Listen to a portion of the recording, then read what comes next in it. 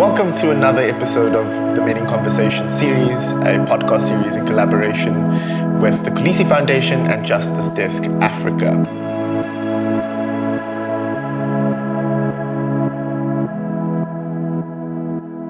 Today I am joined by Marlon Botha. Thank you so much for joining us. Thank you for having me. Marlon is first and foremost a brother, a father, a son, and an uncle. Yeah, uncle. Yes. And a husband. And a husband. Now, let me not forget the most important. And you're also a qualified counseling psychologist and also an associate facilitator and part of the church mobilization team at Heartline. Yeah. And I think the best place to start is to actually unpack and just define what do we mean when we say gender-based violence. So I was always taught that gender-based violence, GBV, it means when you enact violence or violence is enacted upon someone because of their sex or their gender. Yeah. So that is sort of the basic, the bare bones definition.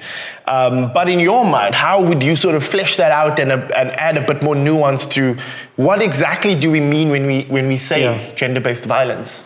It's really one person or many people who against another person and other people, you enforce, a particular outcome, particular behavior against that person's will or against that group of people, against their will. And you can do that physically, obviously, sexually, emotionally or socially, and then also financially. It can go either way, but kind of classically, unfortunately, we as men are predominantly the perpetrators of that violence. I was reading a book the other day by an author called Professor Pumla Kola, and she has this book called Rape, a South African Nightmare, where she really unpacks the different sort of forms of gender-based violence and rape culture and all of these like massive terms.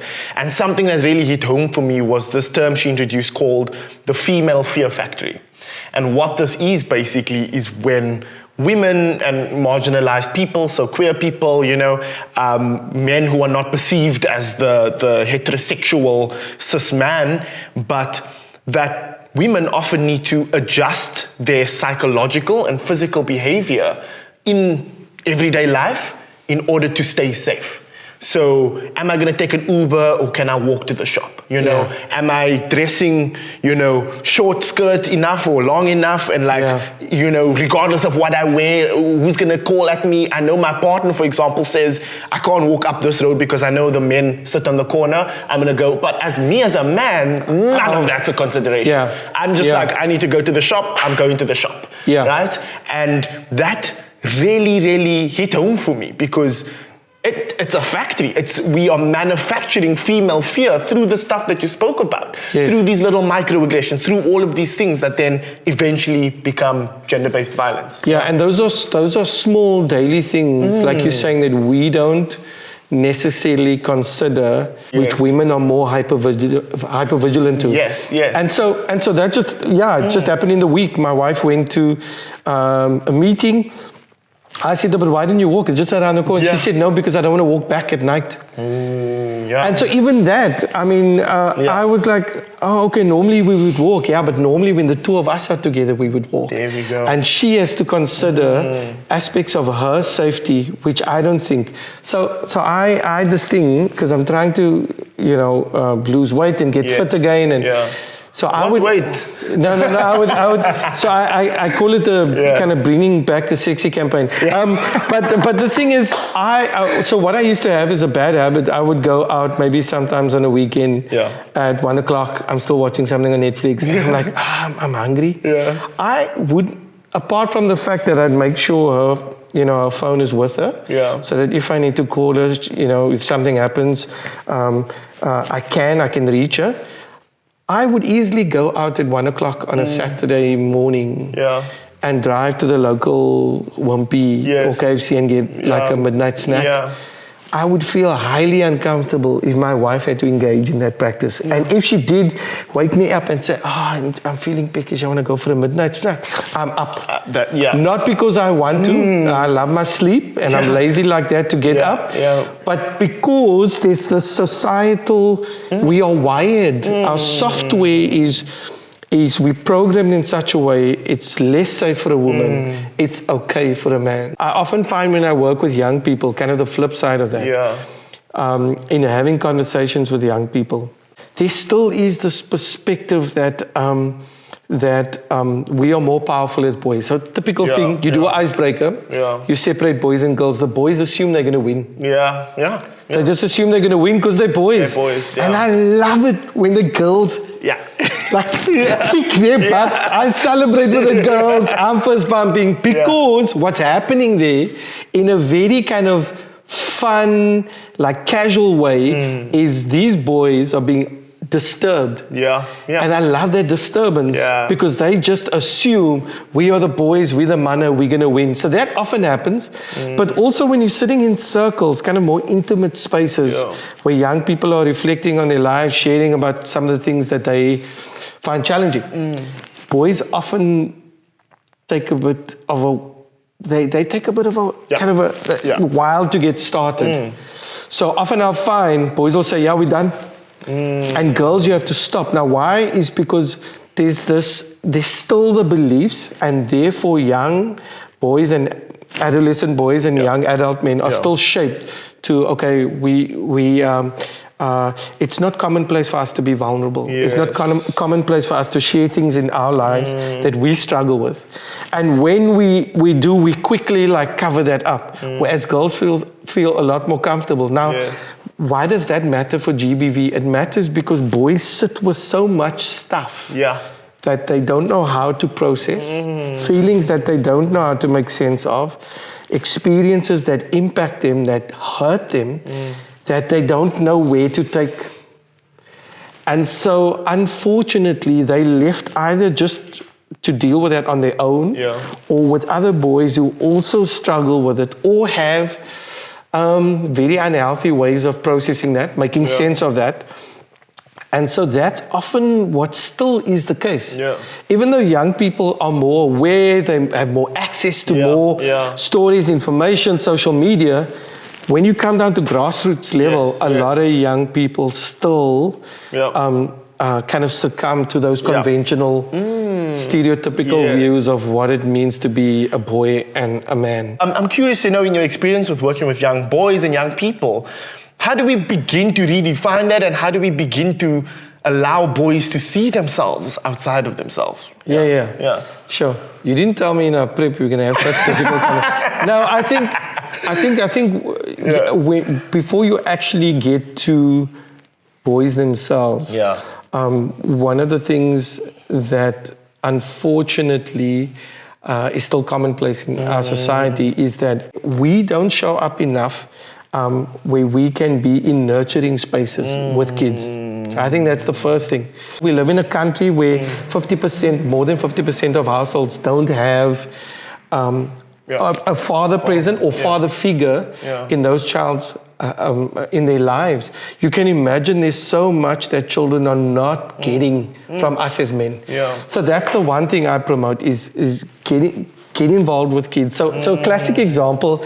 So last year at my son's at their sports day for the foundation phase, grade 1 to 3, they asked a lot of us as parents to come and volunteer on the sports day. And I could go, but I also see this as kind of social experiment opportunities. So a lot of men put up their hand. And so where do you find men? You find them at the finish lines. You find them doing security, parking, all these things, but they needed us as parents to be involved with the different color houses, 4 color houses, with the kids, managing them, engaging them, dare I say, being cheerleaders.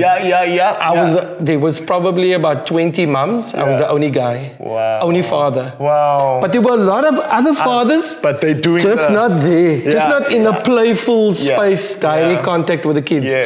And I found that very interesting. And here's the thing, The kids responded well, not because of how cool I am. Yeah.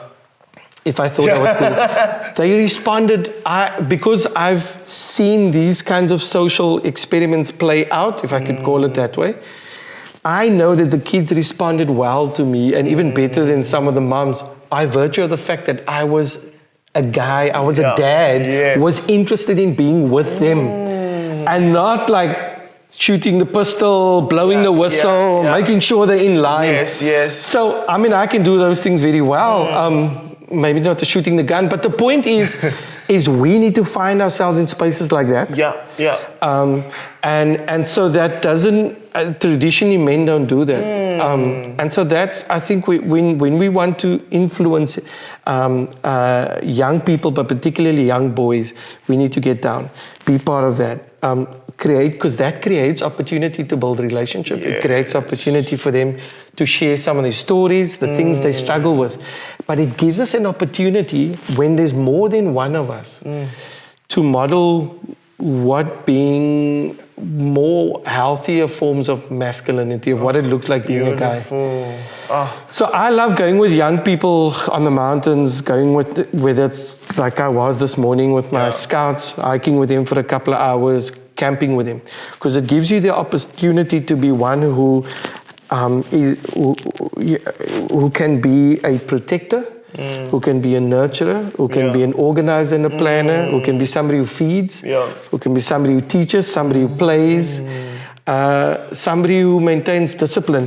So like when I'm away with young people, as a guy with other men, they get to encounter us in so many different roles to what men typically get encountered. Oh, that's fantastic. And you hit on such an important point, the modeling of a diversity of types of masculinity. And if you're only seeing the men being the gun shooter, if it's at the finishing line or other sorts of guns, then that's what you associate with what it means to be a man. So naturally, that is going to be what you strive towards when you eventually become a man. So that is so important. And those who are listening, those who are watching, if you take anything from this, I think that for me is one of the key nuggets, is just being involved and modeling the different types of being a man, because then boys can then choose and see, oh wow, there are different types of being, and that's so beautiful. Boys also need to see men who's willing to submit to a woman leading. And in, like, I volunteer in my Sunday school. A lot of the leaders that I submit to and choose to submit to are girls aged 18 to 25. And so there are lots of other boys aged 15 to 25 that I also volunteer with. And I'm just aware that they also get to see me as an older male. Some of them would call me an OG, that is willing to work with, contribute, do whatever it takes, be in a nurturing space, be in a fun space, be in a space where sometimes you have to provide discipline. But young boys need to see how comfortable it is as a man to submit. I don't always like the word, but to be comfortable to serve under a woman's leadership without it meaning that, oh, I'm weak. Because I think that's what I still find with young people. But if she's a group leader, then what does that mean about us as boys? Are we weak? No, it just means that she's probably a better leader than you, and kind of get over yourself. And so I love, my son swims, and I love seeing how girls his age, he's really good, but how girls his age are better than him. And how it bothers him. And then then what's interesting for him, he sets his sights on being better than the peer who's his age, who's a girl, not the boy. But it's about being comfortable with that, and that modeling space is important, whether it's in organized space or in everyday spaces where we as boys, we as older men are prepared to get involved in kids' lives. That's the thing. Now that being said, there's a lot of amazing dads out there. There's a lot of men who who act as social fathers. Yes. So maybe I don't have kids of my own because I don't, but I've got a niece and a nephew. Yes. And so I'm not just an uncle, but I play a particular role. I'm interested in their lives. I show up for some of the big moments. I'm there when they, hurt their knee or they're sad about something. Those are the men that we also need. Because the reality is we do live in a country where there are lots of single moms. And so often those single mom households do quite well. I just was chatting to a mom now. She said to me that she wants her son to join the Scouts. He's 8 years old. And her words, this is a middle class, educated professional. Her words to me as explicitly as this: I'm intentional about wanting to expose my son to more male role models. Wow. So if he joins the Scouts, there's older boys there, there's male volunteer leaders. She's explicit about that. So we need lots more social fathers. So men who step up and say, I care for these kids. I might want to coach the soccer team. I'd be willing to do this. I'd be willing to get involved in this particular activity. And that's what we often lack. Because we as men are too busy with our own egos and our own lives and our own lifestyles.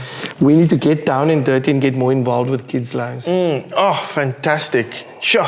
I think that's just so powerful. And I think for this conversation we've spoken a lot about sort of how we get young boys and how we can show up better for young boys. And people might be thinking, how does this relate to gender-based violence? And it relates to gender-based violence because it's in our sort of youthful experience, our formative experiences that determine often how we interact with others. And it just shows us that we can do all the policing work, all the policy work, all the other stuff to help end this crisis of gender-based violence. But if we don't do the dirty, long-term work of raising our boys properly, of showing up for our boys, of modeling different positive ideas of masculinity, as all of the stuff we've discussed, all of that policy, all the policing, all of the legal work, it's just gonna be band-aids, if we don't get to that root cause. I think we have a long way to go still, but we now know some of the tools, some things we can do, seeing boys for who they are, showing up for boys, and really redefining the norms and what it means to be a man. Because if we can get those sorts of things right, eventually we can tackle this massive issue of gender-based violence. So Marlon, thank you so much for your time. I really appreciate it. Thank you so much. Again, listeners and viewers, thank you so much for joining another episode of the Men in Conversation podcast. This has been me, Edward, and Marlon. A really insightful conversation. And my challenge to you, as usual, is to share this podcast episode with just one other person. That's all that you need to do. Share it with one person, pay it forward, and together we can hopefully stifle this problem of gender-based violence. Don't forget to like, subscribe, share, and we'll see you next time. Thank you.